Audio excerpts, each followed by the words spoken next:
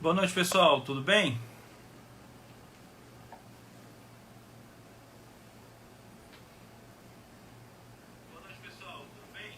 Vocês me ouvem bem por aí?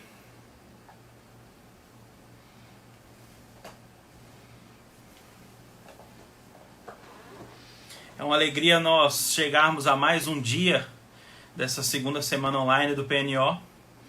Hoje nós conversaremos com o pastor Ronaldo Vasconcelos, agora às 8 e às 9 horas com o pastor Paulo Júnior. Pela graça de Deus, mais um dia, mais perguntas. Um recado importante: todos os vídeos dessa semana e da semana passada já estão disponíveis no canal do PNO no YouTube. Então se inscreva lá no canal, acompanhe os vídeos, compartilhe com seus amigos, reveja perguntas, reveja lives, reveja o Guilherme Andrade cantando, Jonas Madureira, Augusto Nicodemos, Emílio Garofalo, Eber Campos Júnior, entre tantos outros que passaram por aqui até agora.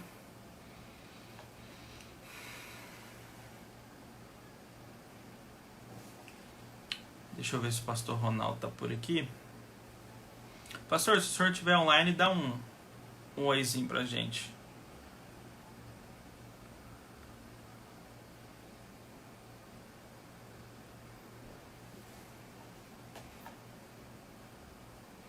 Janga, Pernambuco.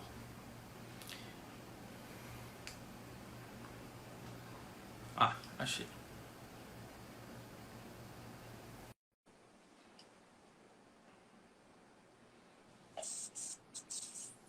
Fala, chefe. Olá, tudo bem? Tudo bem? Joia. Dá para me ouvir bem? Ouvindo bem, graças a Deus, e vendo bem também. Que bom. Tô usando o 4G porque desde o começo da pandemia, do isolamento social, aqui deu um problema estranho na net e a taxa de upload tá ridícula, então eu não consigo usar nada da internet daqui. Os caras estão desde de manhã tentando arrumar, mas aí vai o 4G mesmo e, se Deus quiser, ele vai aguentar até o fim. Se Deus quiser. Rodrigo comentou que a internet aí tá bem ruim, né? É isso mesmo. É que o Como que tá o prédio, pessoal problema aí? geral. E Olha, Drico dos meninos? E o CrossFit infantil, como é que tá aí? olha, estamos tentando sobreviver. É claro, é muito gostoso estar com as crianças e cada dia aprender mais, mas também é muito difícil para elas entender que elas têm que ficar em casa e não é fácil, você tem que usar a criatividade. O meu trabalho pastoral continua, então, tanto eu, você mencionou o Rodrigo, que é o meu auxiliar lá na igreja de Casa Caiada. Uhum. Nós estamos quase todo dia fazendo alguma coisa relacionada à igreja, saindo e tudo mais. E isso termina deixando o Drica, inclusive, mais sozinha, né, com as crianças, e isso termina pesando mais para ela. A gente tem conversado bastante, pedido a Deus ajuda para poder passar esse período. Ela faz isso com maestria, às vezes tem uma crisezinha, porque, é claro, não tem como não ter mesmo, mas sempre a gente consegue administrar bem. E então a gente tá caminhando na paz do Senhor e tentando sempre ver a vontade de Deus em tudo isso e podendo aprender dele, que é sempre o nosso objetivo quando olhamos uma coisa como essa que está acontecendo. Com certeza. Uma alegria o senhor aceitar participar do PNO mais uma vez. Muito Aham. obrigado pela disposição em responder algumas sutis perguntas que foram enviadas. Eu não sei se são tão sutis assim, não. Mas eu fiquei muito honrado com o convite. Fiquei muito feliz com o convite para a Drica também, inclusive quando ela preparou, recebeu as perguntas antes, a gente conversou, dei algumas dicas para ela de algumas coisas que ela poderia falar, mas é claro, a maioria das coisas foi ela mesma que disse. Eu não melhorei muito, não. Só aquele olhar de quem estudou um pouco mais Sim. teologia especificamente. Ela não estudou teologia, não teve. Até tentou começar o mestrado, mas três crianças não deu mesmo. Não foi dessa vez, mas eu tenho certeza que ela vai concluir aquilo que ela planejou em relação à teologia. Mas foi uma alegria vê-la e acho que também para mim um privilégio. Eu espero que seja uma bênção para os irmãos que estão acompanhando. É benção. Foi muito bom ouvi-la e agora é melhor ainda ouvir o senhor também. E estamos aqui para responder boas perguntas. Então a primeira é: Um eleito pode morrer sem ouvir o evangelho para ser salvo? Pois é, já começamos bem, né? Já começou lá. Já começou leve, com certeza. Então, a pergunta, ela já pressupõe que essa pessoa, ela é um eleito, né? Então, é alguém que Deus, desde a eternidade, escolheu, amou e, de maneira grande e misteriosa, providenciou meios para que essa pessoa possa ser salva. Dentro daquilo que a Escritura revela como o que a gente chama de meios ordinários, eu digo, a teologia reformada, né? Me incluo entre aqueles que assim subscrevem, nós temos essa expressão, inclusive, na Confissão de Fé de Westminster. Os meios ordinários de salvação é aquilo que a gente encontra lá em Romanos, capítulo 10, quando fala da fé vindo por ouvir e ouvir pela palavra de Deus. Ali o apóstolo Paulo está falando a respeito da conversão dos judeus, da pregação dos judeus, mas ele recorre a essa expressão, a esse uso para falar de um resumo do que seria o meio de salvação, e ele faz isso a partir da ideia, da noção de que a grande pergunta que ele quer fazer é como alguém pode invocar o nome do Senhor? Bom, para invocar o nome do Senhor é necessário que creia. Para crer é necessário que ouça. Para ouvir é necessário que alguém pregue. Esse é o raciocínio do apóstolo Paulo. Então, a gente já percebe, a partir daí, que realmente a salvação e a pregação do evangelho estão atrelados. Estão unidos pela própria escolha do próprio Deus. Foi assim que Deus resolveu salvar os homens. Mas quando a gente fala de meios ordinários, isso significa que nós estamos pressupondo que há meios extraordinários. E eu acho que essa pergunta ela quer falar sobre isso, sobre os meios extraordinários. E quando a gente pensa em meios extraordinários, é bem verdade que a Escritura fala pouco sobre isso. Ela nos dá alguns apontamentos a esse respeito. Por exemplo, nós podemos ter certa convicção de que Deus salva crianças antes mesmo delas nascerem. A evidência que a gente encontra é João Batista, primo de Jesus, cheio do Espírito Santo na barriga de sua mãe.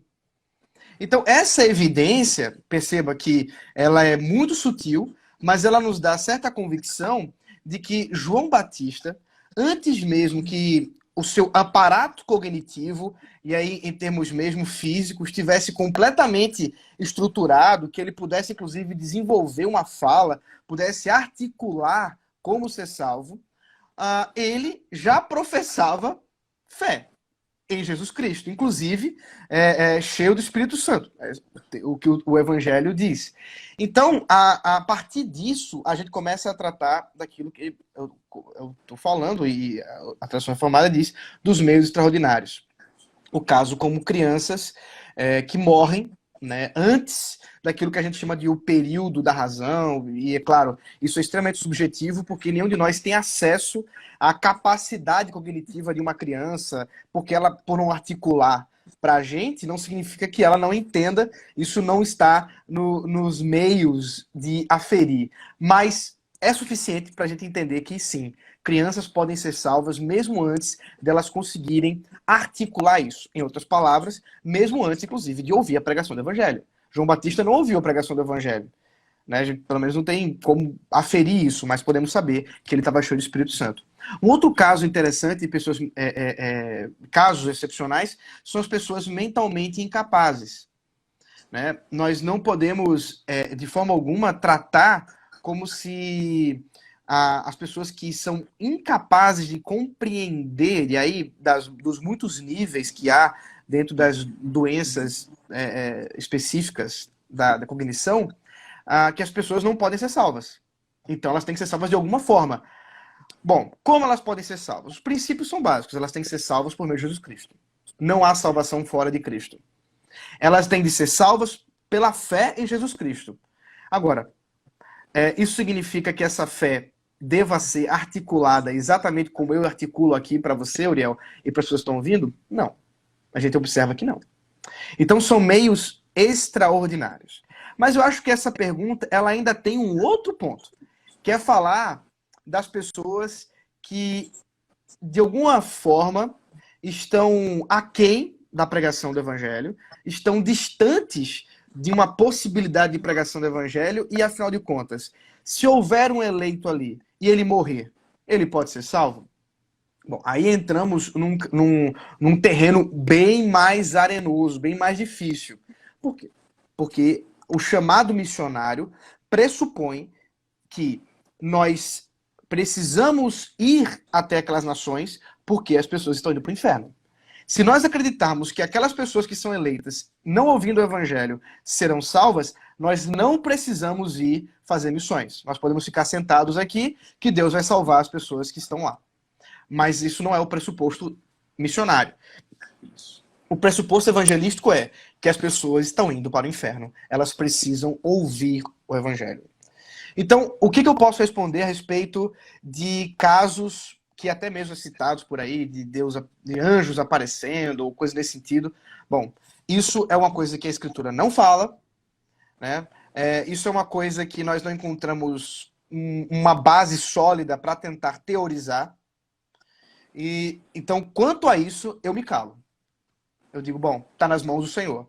Agora, o ponto que nós não devemos abandonar é o meio para as pessoas serem salvas é ouvindo a pregação do Evangelho. Portanto, é necessário que nós estejamos indo àqueles que nunca ouviram de Jesus Cristo. Então, acho que assim eu consigo ir em todos os níveis que essa pergunta poderia colocar.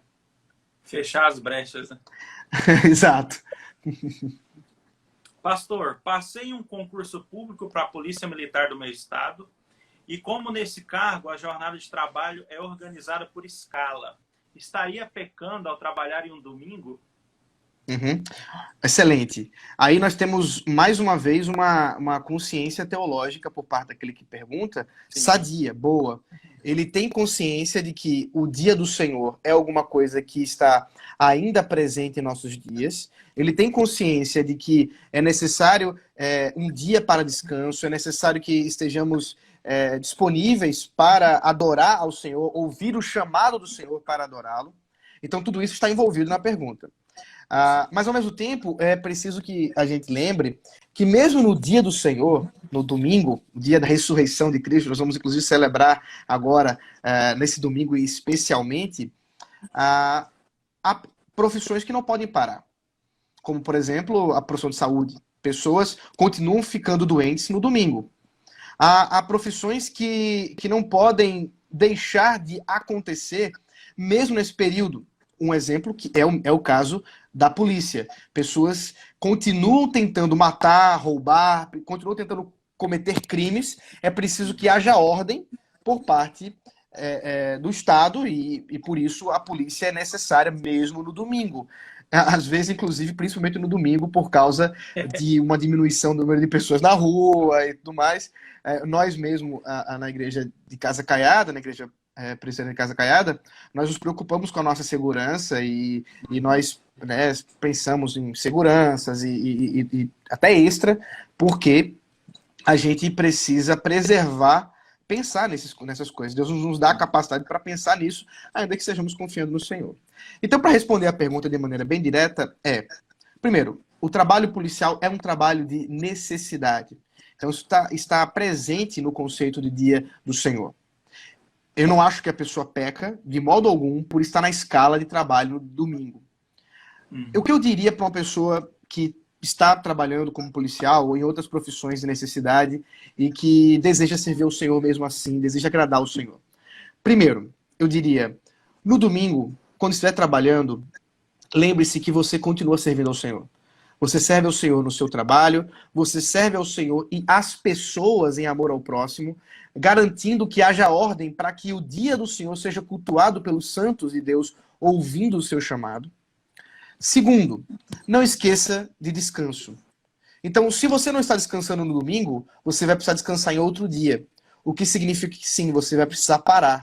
Você vai precisar de descanso físico, você vai precisar parar das suas atividades normais para realmente ter um tempo de descanso físico, mas não só físico, também espiritual. Se você foi privado daquele momento de culto por estar trabalhando no domingo, então naquele dia que você estiver de descanso, leia a Escritura, ouça bons sermões, foque a sua consciência, sua mente para as coisas do Senhor naquele outro dia que você estará descansando. E, é claro, quando você tiver sempre oportunidade dentro da escala, adore o Senhor com o povo de Deus. Não deixe de fazer isso quando tiver essa oportunidade. Então, eu diria que não peca, e sim, precisa só desses princípios para poder ajustar no coração.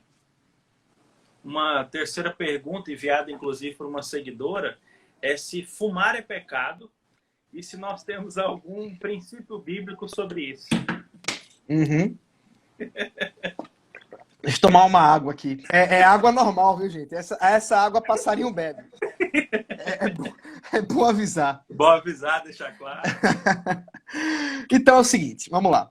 A pergunta, ela pressupõe, pelo que me parece, que ela não encontra nenhum texto na Escritura que trate do assunto, porque ela fala de princípio, ou de outro princípio. Sim, esse pressuposto está correto. Verdadeiramente, nós não encontramos na Escritura nenhuma referência ao fumo, ao tabaco.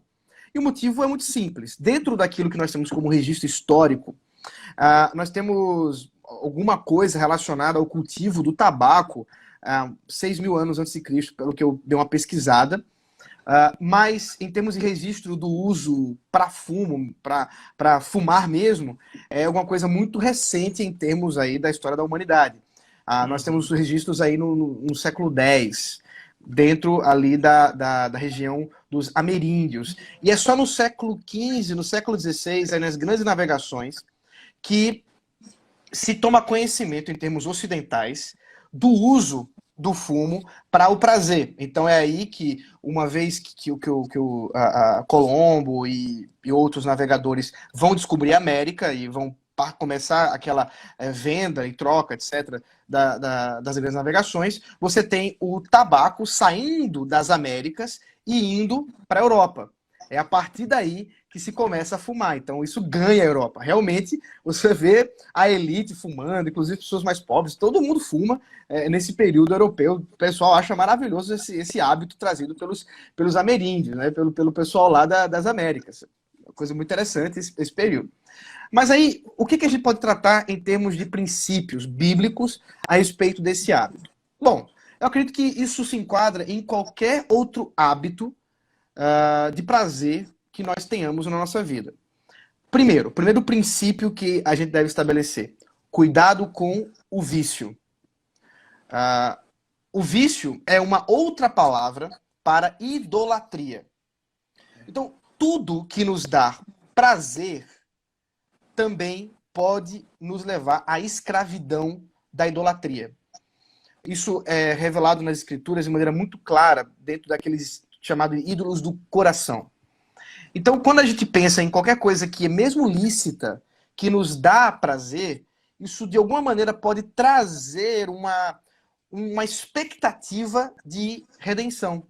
Então, por exemplo, quando aquela pessoa, homem ou mulher, chega em casa cansado, cheio de problema, ela vai lá na geladeira, no congelador, pega aquele pote, 2 litros de sorvete, detona ele todinho, quando vê, nem percebeu, acabou. O prazer que aquele sorvete deu para ela, deu para aquela pessoa, traz consigo uma consciência de redenção que ela deveria depositar em Cristo. E aí está o perigo da idolatria. No caso do sorvete, a consequência disso é obesidade, né? E outras consequências, diabetes, etc. Mas no caso do fumo, né, o uso desmedido para a idolatria vai gerar problemas de saúde que nós temos encontrado nos últimos anos, né? Isso aí, especialmente no século XXI, o fumo tem sido tratado como um dos maiores inimigos da saúde.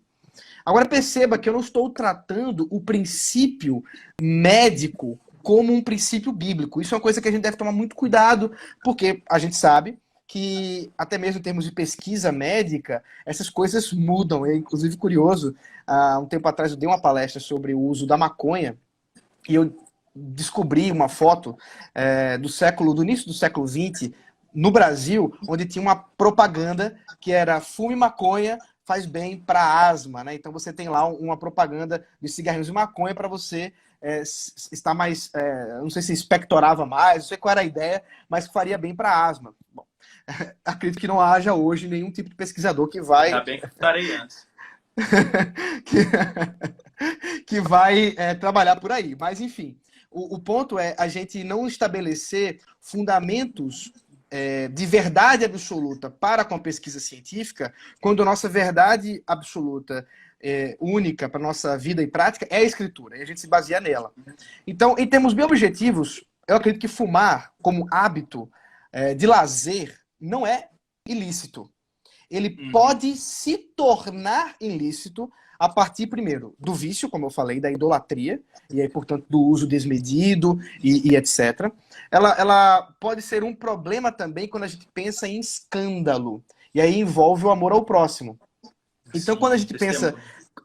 o testemunho, quando a gente pensa, por exemplo, o que é escândalo? Aí é bom a gente dar uma parada só para lembrar o que é isso, porque essa é uma palavra que ganha vocabulário no mundo evangélico, mas que perde seu significado bíblico.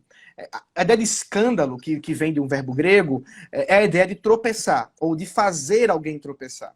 Então, eu escandalizar alguém é eu levar essa pessoa ao pecado. No caso dos exemplos que o apóstolo Paulo usa, a ideia é levar alguém, por causa do meu exemplo, a, seguindo esse exemplo, pecar na sua consciência. Então, se alguém acredita que fumar é pecado, e ela me vê fumando, e ela termina a fumar, ela peca na sua consciência, ainda que eu não esteja pecando na minha consciência. Eu levei essa pessoa ao pecado, ao escândalo. Agora, isso está atrelado, diz o apóstolo Paulo, às pessoas que são fracas. Então aí o escândalo tem a ver também com fraqueza, ou pessoas que estão iniciando o evangelho, iniciando a caminhada cristã. Aí também é um dos perigos nossos, porque se a gente realmente for viver de limitações a partir da consciência dos nossos irmãos, muitas vezes a gente pode terminar em grandes apuros. Eu estou, por exemplo, usando um boné aqui. Para minha avó, o uso de boné, né, minha avózinha, que é quase membro fundadora da Assembleia de Deus, eu estava vendo a carteirinha dela de membresia, ela se tornou membro da Assembleia de Deus em 1932, com 10 anos. Batizada por um dos missionários aqui que veio a Recife, iniciar a Igreja Evangélica Assembleia de Deus, o pastor Joel Carson. Então, a minha vozinha, ela vê 98 anos e tudo mais, ela me vê de boné, ela acha que eu estou em pecado. Quando eu ia para o cinema, eu lembro bem, ela falava, se Jesus voltar, você fica, e tal. Então, são consciências que a gente precisa também tomar cuidado, que eu não estou escandalizando a minha avó por ir para o cinema. Né? Então, eu preciso tomar o devido cuidado para que isso não se torne uma espécie de ditadura do mais fraco. Isso é uma expressão, inclusive, que o R.C. Sproul usa em um dos seus artigos. Então, a gente precisa ter essa consciência do amor ao próximo, e que amar ao próximo é de tal maneira que eu posso deixar, inclusive, de comer carne. Eu gosto de comer carne muito, né? Eu não penso numa refeição sem estar comendo carne. Mas, se por amor a alguém eu precisar fazer isso, eu farei. Né? Isso é o caminho que o apóstolo Paulo diz. Isso, então, significa não só para esse hábito, como para qualquer outro, o amor ao próximo. E um terceiro ponto que a gente deve pensar é a edificação. Então, os hábitos de lazer, de prazer, também devem envolver responsabilidade. Eu tenho também consciência de que existem certos hábitos que são danosos em termos básicos para a minha saúde, como, por exemplo, tomar muito refrigerante, carne vermelha em excesso, e muitas outras coisas. Eu vou tomar até um gole d'água, porque água, até a última vez que eu soube, não faz tão mal assim. Então, eu penso que respondendo objetivamente, fumar, objetivamente, não é pecado. Mas torna-se pecado, como qualquer outro hábito lícito de prazer, se não for levado todos esses princípios que eu acabei de mencionar. Pastor, qual deve ser o pensamento do cristão em relação à natureza? Devemos preservá-la como é definido ou induzido nos dias de hoje? Eu até fiquei pensando que a pessoa que perguntou essa 4 perguntou a terceira, e aí se juntar as duas, a pessoa ela devia estar fumando uma maconha e pensando assim, será que fumar é pecado? E aí depois, e a natureza, né? Aí eu já começo a ver doentes, eu não sei como é que foi a situação, mas aí, independente do que eu tenha perguntado, não se ofenda, por favor, afinal de contas, pressupor não ofende. A quarta pergunta, ela é muito interessante também. Sim. Porque ela tem a ver com algumas questões que são bíblicas, do mandato cultural, e aí a gente lembra de Gênesis, quando Deus fala para Adão, ordena para a humanidade que eles deveriam guardar e cultivar, ou cultivar e guardar aquilo que Deus estava entregando. Então, Adão e Eva também, como auxiliar dele, se colocam como mordomos da criação, mordomos daquilo que Deus lhe entregou nas mãos. Ao mesmo tempo, como aqueles que estão ali para guardar, eles também estão para cultivar. Então, eles também são pessoas que são chamadas para modificar a natureza, que aí traz a ideia, inclusive, de cultura. A cultura é uma coisa muito humana, né? Então, o homem, enquanto modificador da natureza, ou modificador da criação, está desenvolvendo cultura, desenvolvendo tecnologia, desenvolvendo uma série de outras coisas que envolvem exatamente esse relacionamento com a criação. Claro, um relacionamento responsável. Responsável diante de quem? Não é diante da natureza, não é diante da criação, é diante de Deus. Então, enquanto responsáveis diante de Deus, sim, nós devemos preservar, devemos cuidar da criação. Agora, existe um perigo muito grande aí, que é o retorno daquilo que Peter Jones, um excelente teólogo, foi professor de Westminster, especialista no Novo Testamento, e que escreveu muito sobre paganismo e neopaganismo, vai falar a respeito do cuidado que a gente deve ter com essa religião antiga que tomou forma a partir dos anos 70, especialmente, e que ainda hoje tem sua força, que é o que eu mencionei, o neopaganismo, o novo paganismo. Esse neopaganismo, ele trata a natureza como um ente, como uma entidade, inclusive, não só personificando a natureza, a mãe natureza, como também deificando, transformando realmente num deus, num ídolo, o qual precisa ser preservado por causa dela mesma, a ponto de fazer orações, preces à natureza e etc. E esse tipo de caminho é muito perigoso. É esse tipo de caminho, por exemplo, que leva à equalização entre a natureza e o homem.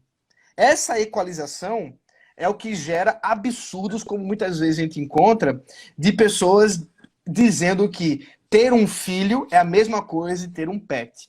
Tem até um desenho que meu filho assiste, eu acho que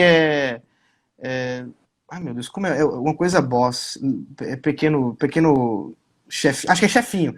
Chefinho, acho que é o nome Tá do na desenho que ele Netflix. assiste. Tem na Netflix. É o chefinho. E é o chefinho, né? E a grande missão dele é fazer com que as pessoas desejem ter filhos e não ter pets. Eu achei isso sensacional, porque esse é um problema da nossa sociedade. Porque uma vez que se colocou grande valor para com os animais, e sim, eles têm valor porque são criação de Aí, ó, foi Deus, mexer com os se pais de pets, a internet até travou. Olha, pode ser até o Instagram querendo censurar a gente, viu? Eu não tô Tá falando vendo? nada disso.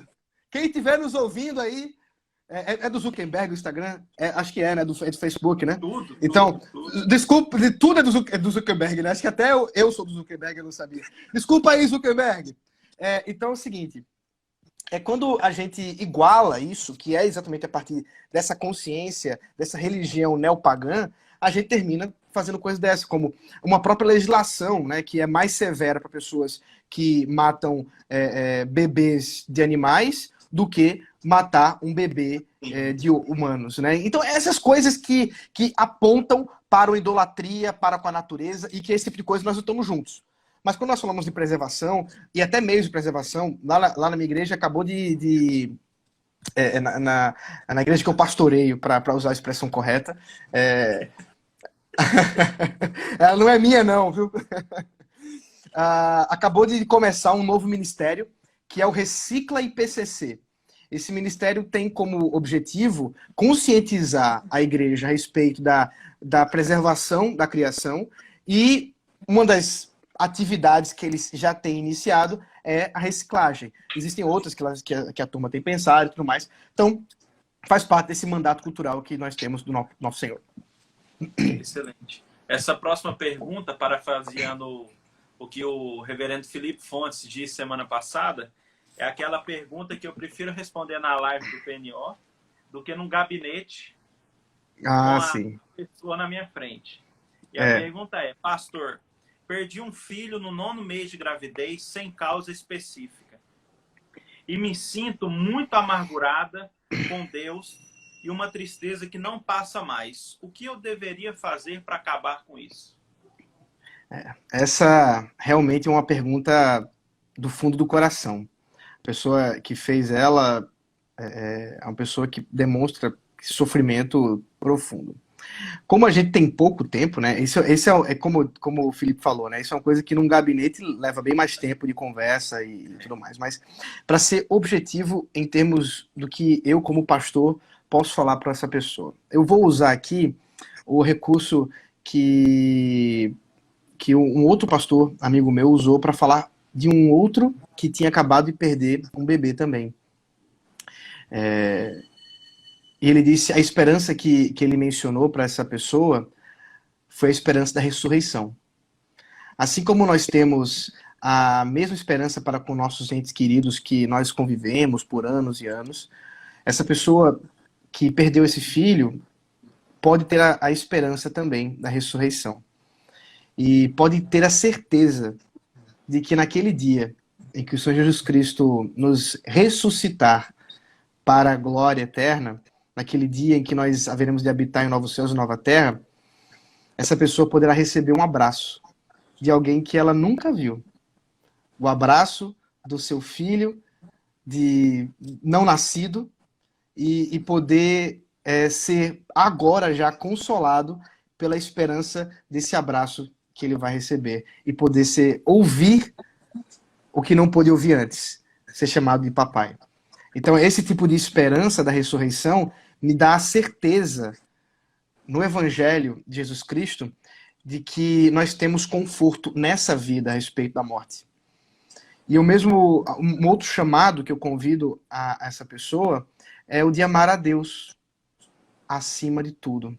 Que mesmo diante de uma situação como essa, de uma situação de tanta dor, você possa amar ao Senhor, amar a Deus de tal forma que, sem compreender os mistérios dele, sem compreender a vontade dele, pode ter a certeza de que você também é alvo do amor dele para consigo. Então, esse é o conforto que a gente tem nessa vida.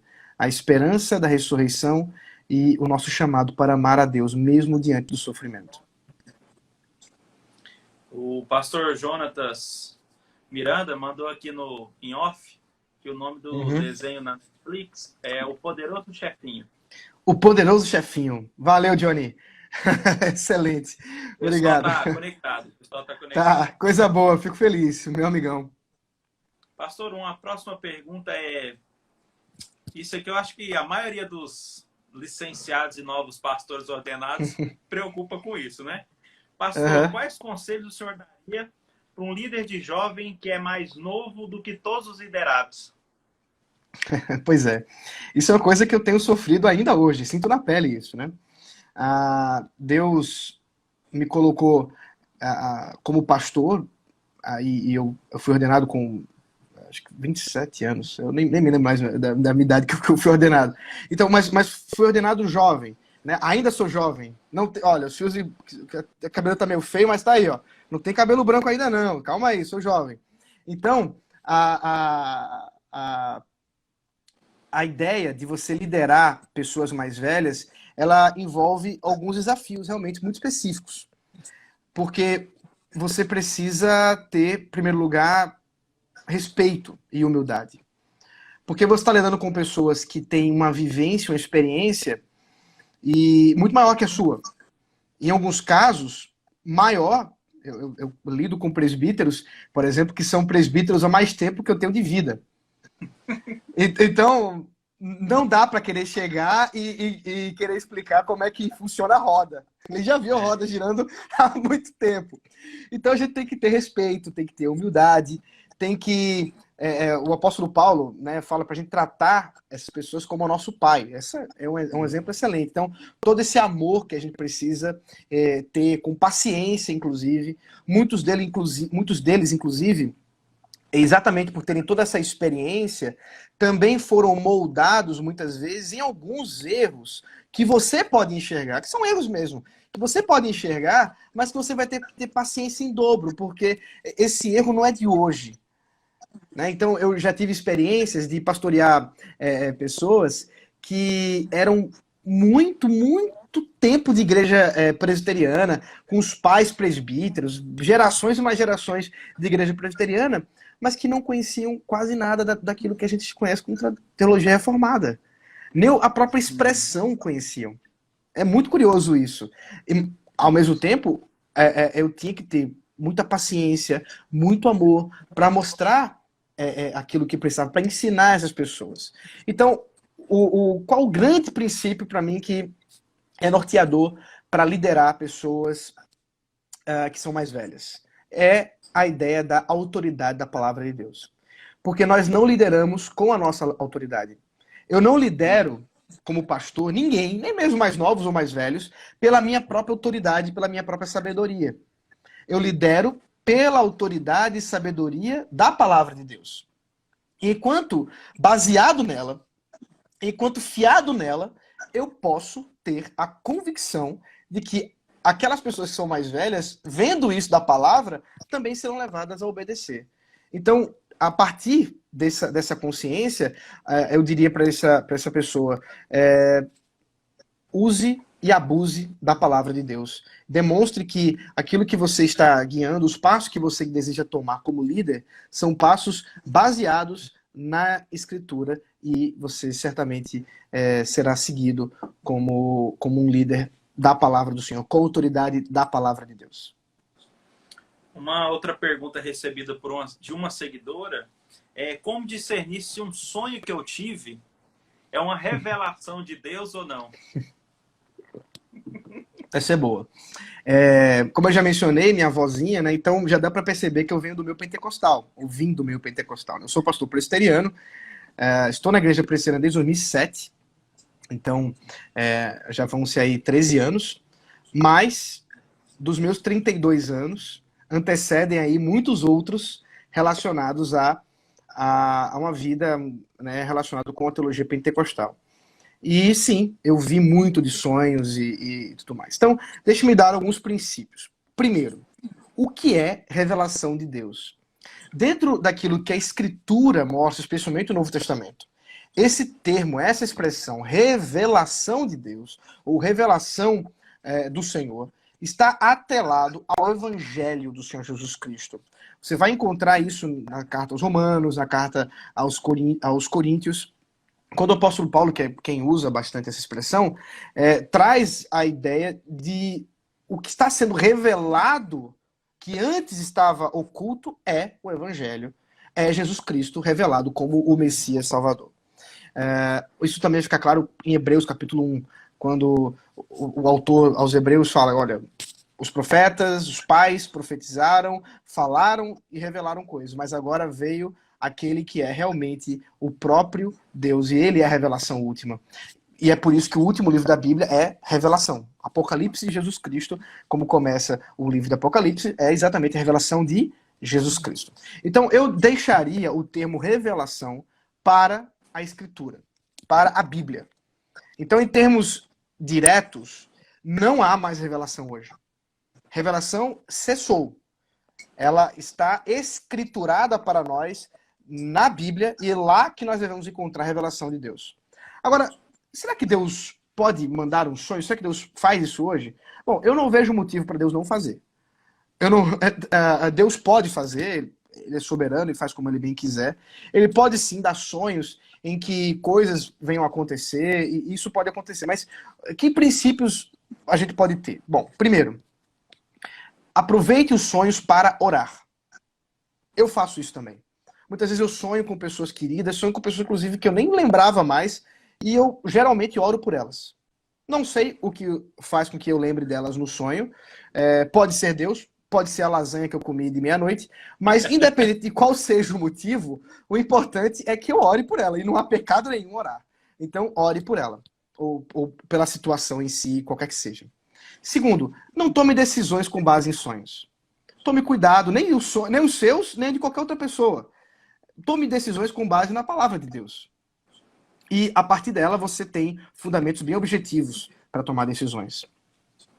E por fim, se o sonho fala de algum evento que pode realmente acontecer, que você entende que realmente tem alguma lógica, esteja preparado. Ele pode acontecer mesmo. Então, prepare-se, acalme seu coração, mas não fique ansioso por isso. Ore. Interessante que essa próxima pergunta, eu não sei se a pessoa foi insistente ao ponto de mandar ela 7 vezes de maneira diferente para o senhor, mas essa pergunta, esse tema específico chegou 7 vezes direcionada a Ronaldo Vasconcelos. Então, rapaz, qual a verdadeira ação do diabo nos dias de hoje? Muito interessante. Eu fico preocupado, inclusive. Não, vamos lá. O que a Escritura nos mostra? Bom, primeiro, no Antigo Testamento, nós encontramos algumas evidências do diabo se apresentando com um certo poder, com um certo domínio que é diferente no Novo Testamento. 2 exemplos apontam isso. Primeiro, o caso de Jó. O caso de Jó é emblemático. Lá está uma assembleia de anjos diante de Deus e Satanás aparece para conversar com Deus. Um segundo caso é o caso de Acabe, que parece ser uma assembleia muito, muito parecida. O profeta vê Deus conversando com um espírito de mentira que diz que vai usar os profetas de Baal para enganá-los e, portanto, também enganar Acabe para que ele seja morto. E aí tem até uma relação com a soberania de Deus, porque Deus é quem envia isso. Mas aí eu não vou entrar nesse ponto. Aí você deixa para o Paulo Júnior responder essa. Então é o seguinte. Uma relação que o diabo tem com Deus que parece não estar no Novo Testamento. Isso nós vemos, por exemplo, quando Jesus fala que viu o diabo caindo um relâmpago. Em Lucas capítulo 10, versículo 18.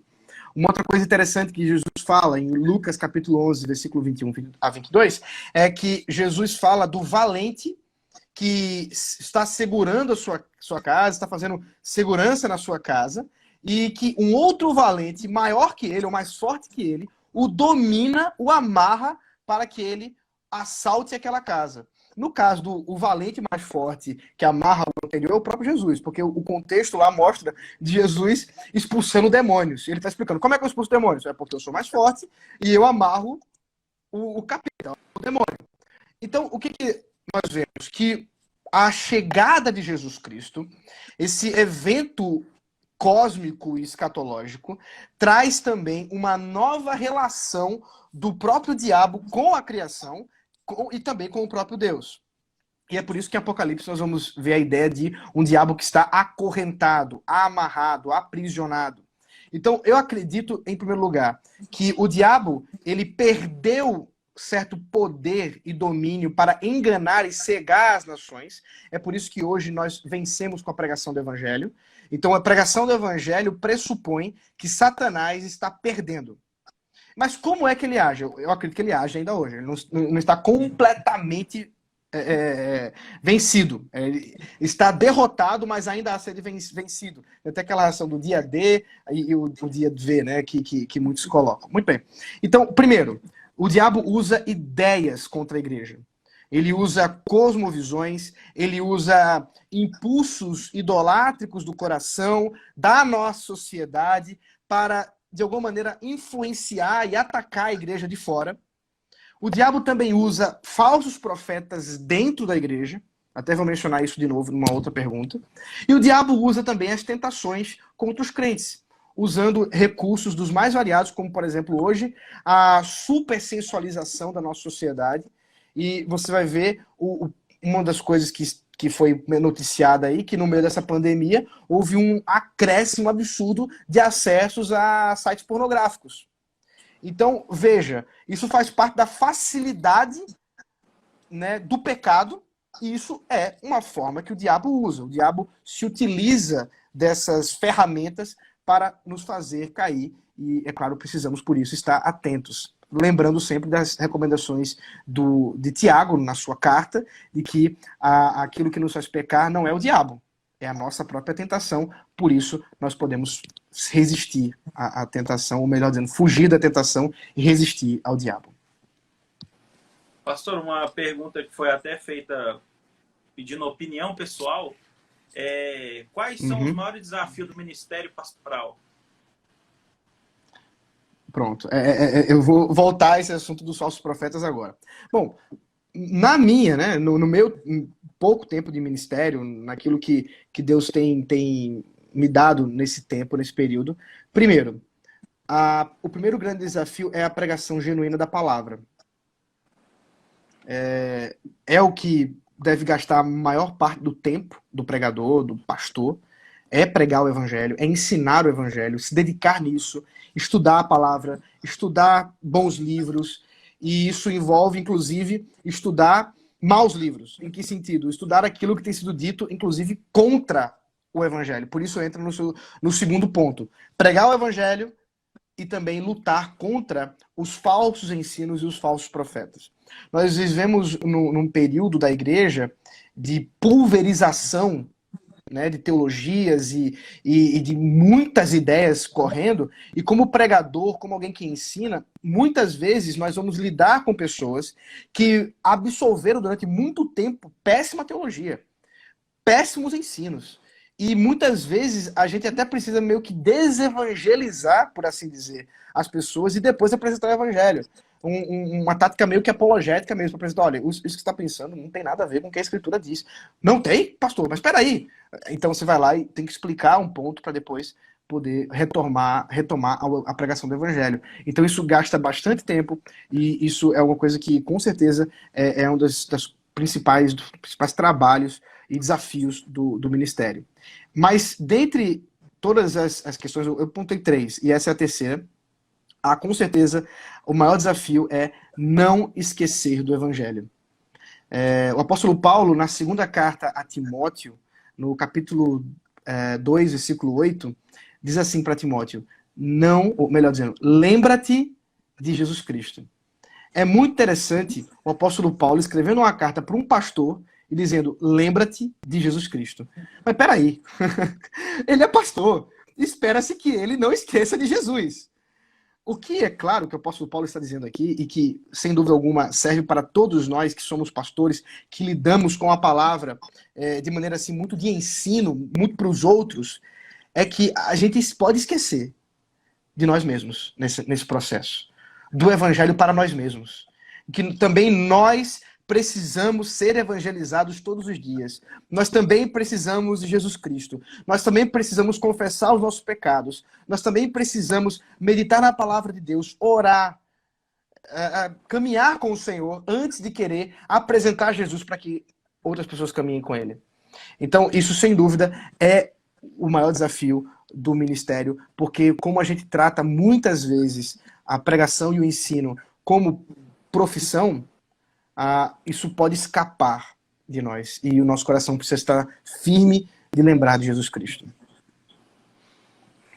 Uma pergunta que foi recebida, partindo do pressuposto que as igrejas presbiterianas têm pouco crescimento, ela pergunta, por que as igrejas presbiterianas não têm um crescimento de membros como das igrejas pentecostais? Pois é, essa é uma pergunta boa, ela é uma pergunta que envolve questões teológicas, até questões sociológicas e de outras ordens, porque em termos, por exemplo, na Coreia, a maior denominação da Coreia é a igreja presbiteriana.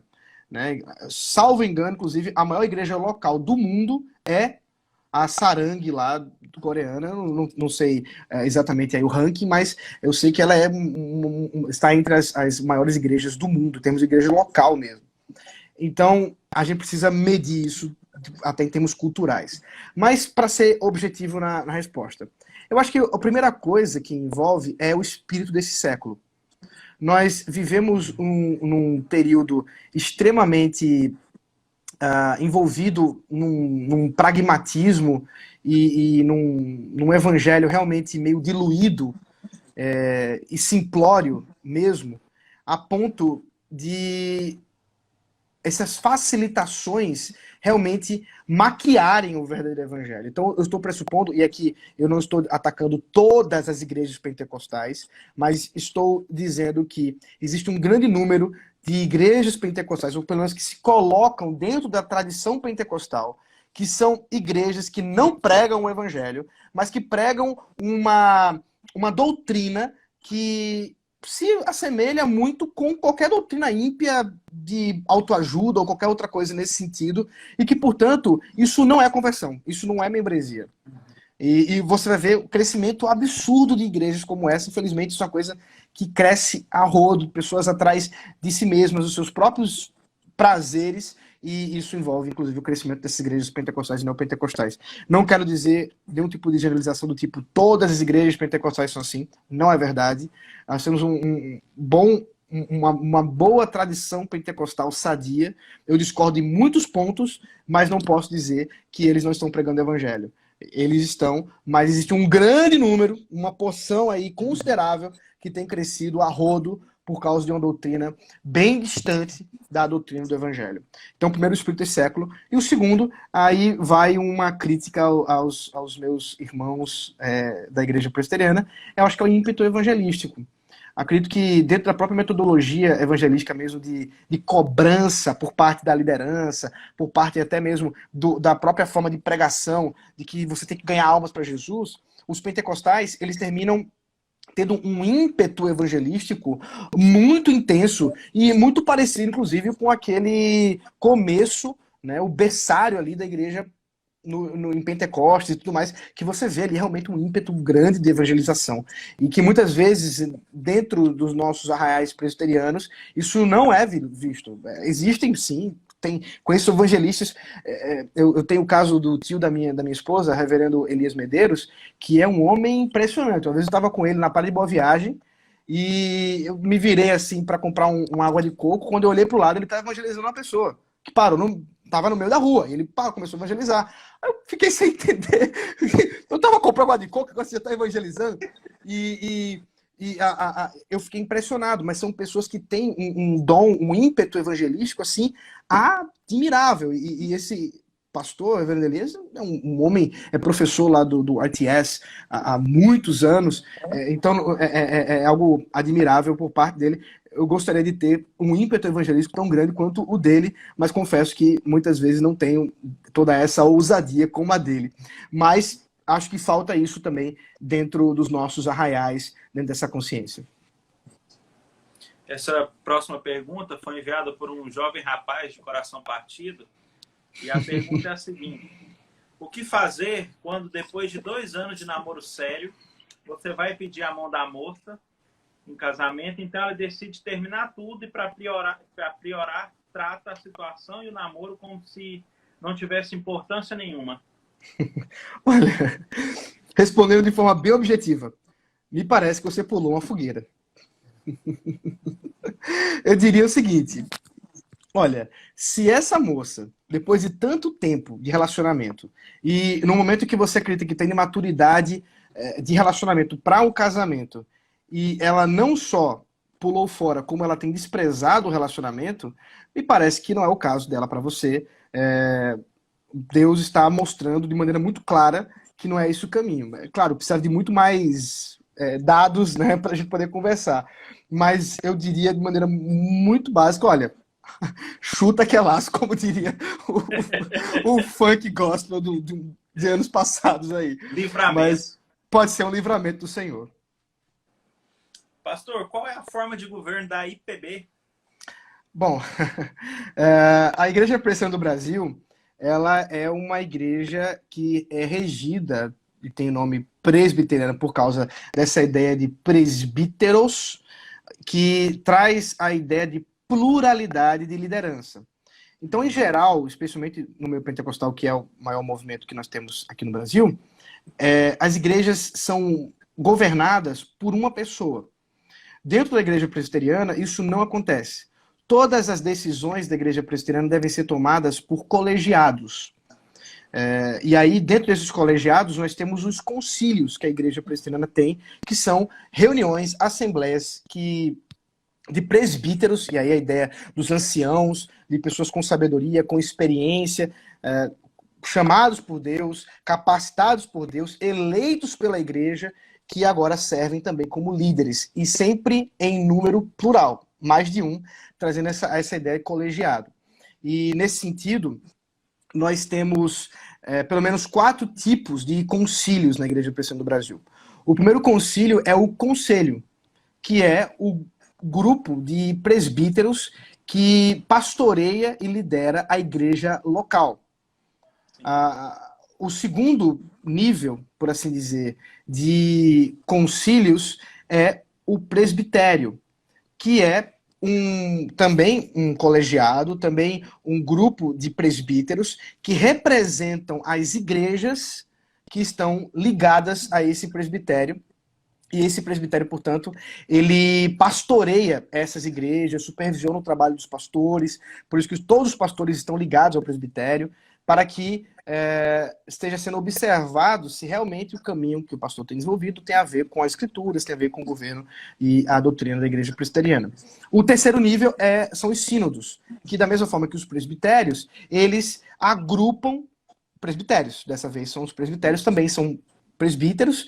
Então observe que não há uma relação aqui de uma hierarquia de pessoas, mas uma hierarquia de concílios.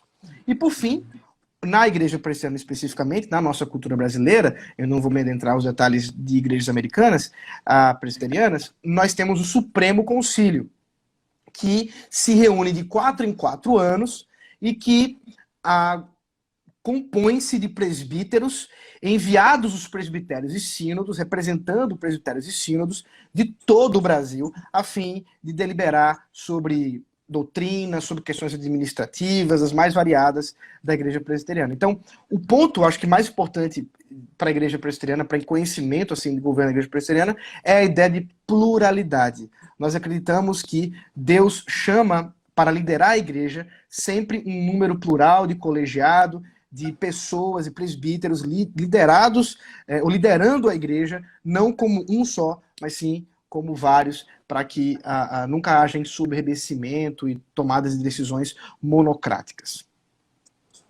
E, infelizmente, a nossa última pergunta, quando estava esquentando, quais livros cristãos mais influenciaram positivamente o seu ministério? Essa pergunta foi bem difícil. Porque é difícil você fazer uma lista, assim, e até uma lista que você precisa fazer pequena, você não vai ficar também falando de 20, 30 livros. Eu listei 3 livros porque eles têm, para mim, uma relação que não é só uma questão de, esse é o livro mais maravilhoso da minha vida, o mais técnico que eu já li na minha vida, mas que tiveram uma relação muito experiencial com a minha vida com Deus. O primeiro livro que eu coloquei foi O Sermão do Monte, de Dr. Martyn Lloyd-Jones. Esse livro foi o que me levou à igreja presbiteriana. Não tem nada falando sobre calvinismo, nada falando exatamente sobre isso, mas foi estudando o Sermão do Monte, a partir dos comentários do Dr. Jones, que eu percebi que muito da caminhada, muitas das coisas que eu pensava, muito daquilo que eu tinha na igreja pentecostal da qual eu fazia parte, não condizia muito com aquilo que as escrituras apontavam.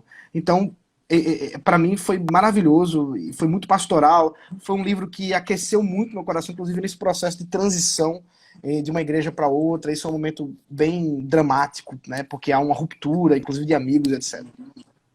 Um segundo livro é Uma Nova Visão, do Dr. David Powlison. Esse livro foi indicado pelo reverendo Vadislau Martins Gomes, e para mim ele teve uma experiência muito interessante dentro do seminário, porque quando eu comecei a estudar exegese, quando eu comecei a estudar línguas originais, etc. toda, você fica meio pensando, eu pelo menos, eu fiquei meio pensando o seguinte: bom, a minha função como pregador é anunciar aquilo que o texto diz e a aplicação deixa para o Espírito Santo fazer. Eu pensava isso. E quando eu comecei a ver os sermões do reverendo Vadislau, e vendo a preocupação dele em aplicar, e aquilo que ele chama, inclusive, de implementar o texto, eu fui perguntar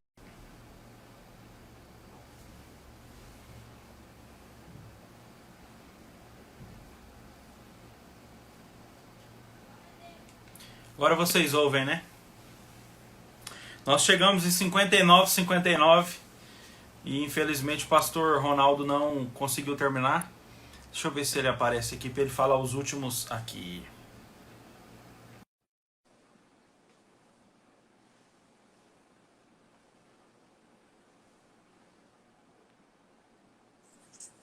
Oh, o papo tava tão bom que eu não vi o tempo.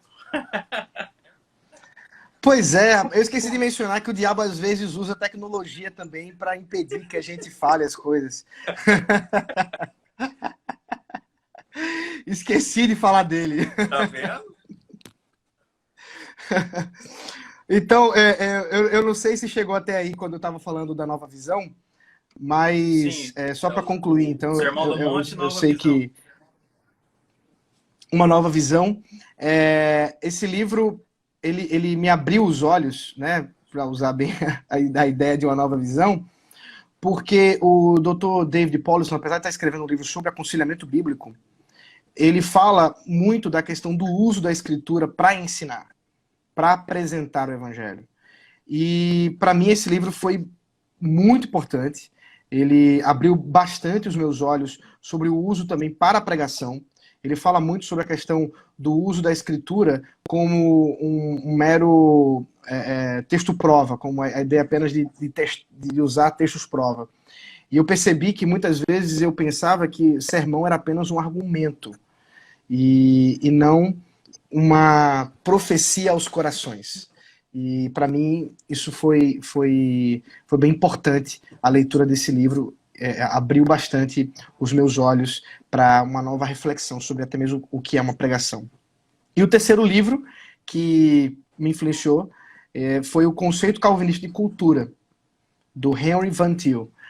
Esse livro foi muito importante para mim em termos de pensar a nossa relação com a cultura, de pensar sobre como um cristão pode fazer cultura a partir de uma cosmovisão cristã, e ele é um livro bem técnico até, mas para mim ele foi um dos melhores livros, assim, em termos, porque realmente ele abriu muito os meus olhos em termos de relação com a cultura.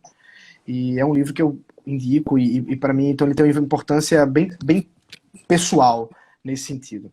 E se eu puder ainda listar, eu pensei em 4 autores, porque 3 livros, eu fiquei, poxa, mas às vezes é tão pouco. Então eu pensei em 4 pastores ou autores que me influenciam no ministério. Então, só para indicar o nome deles.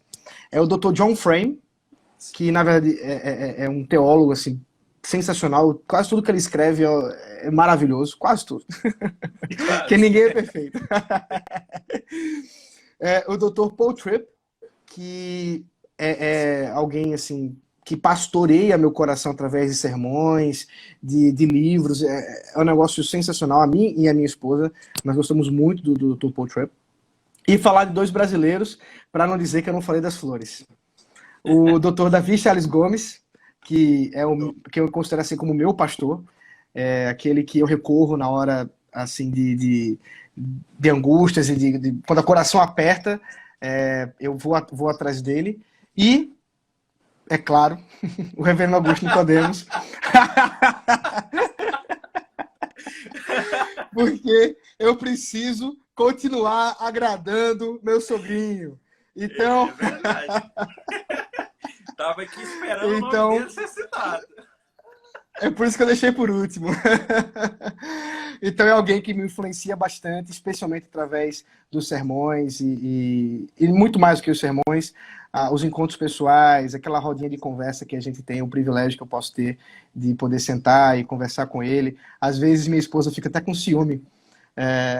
Ele liga aqui para casa, aí diz, não, eu não quero falar com você, eu quero falar com o Ronaldo. Ela, mas você tem que falar comigo. Então, graças a Deus, a gente tem criado um bom relacionamento, uma boa amizade, e isso tem desenvolvido em mim uma boa influência de bons pastores, pessoas que já têm caminhado com Deus e podem me trazer assim algum tipo de experiência em que eu louvo ao Senhor mesmo pelo privilégio e pela mão dele bondosa em guiar todos esses passos. O nosso papo foi muito bom. Muito bom. Que bom. Se nós pudéssemos passar mais 2 horas, acho que Nós tínhamos perguntas suficientes, vou abrir o segredo. Nós tínhamos 92 perguntas no seu nome, então daria para fazer mais umas 8, Que 10 bênção. lives aqui, tranquilo. Mas eu queria agradecer ao senhor pela participação, pela disposição novamente em responder as perguntas do PNO. Deus abençoe vocês aí, a Drica, os pequenos. Amém. Continue dando graça a vocês nesse Excelente. tempo de prisão que nós estamos vivendo. É verdade. Tem um amigo que mandou um e-mail falando algumas outras coisas e no final ele falou assim: eu não estou vivendo isolamento social, mas prisão domiciliar. Então, muitas vezes é realmente difícil relacionar com isso. Mas muito obrigado, foi uma honra, foi muito gostoso esse papo.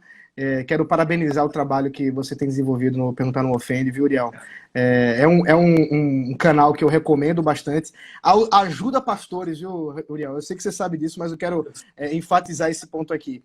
Não são poucas as vezes que chegam perguntas pra gente, seja pela internet ou mesmo membros da nossa igreja, que eu falo assim, peraí um pouquinho, deixa eu ver se tem um vídeo do Perguntar Não Ofende que já respondeu essa pergunta. E já manda, resolveu, adiantou o processo, olha que bênção.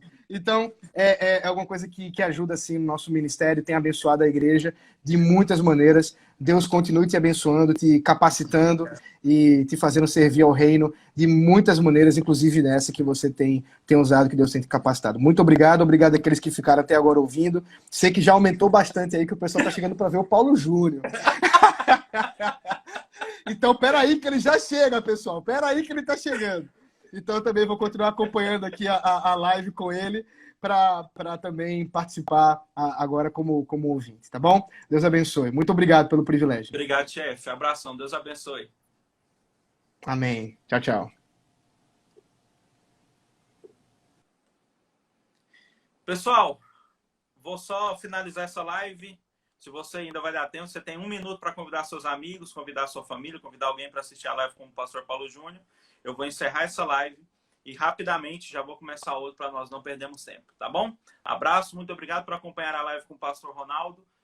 Ela vai para o YouTube, você vai ver o nome dos livros, você vai poder comprar os livros, ler os livros que ele indicou. E até daqui a pouco. Fiquem com Deus.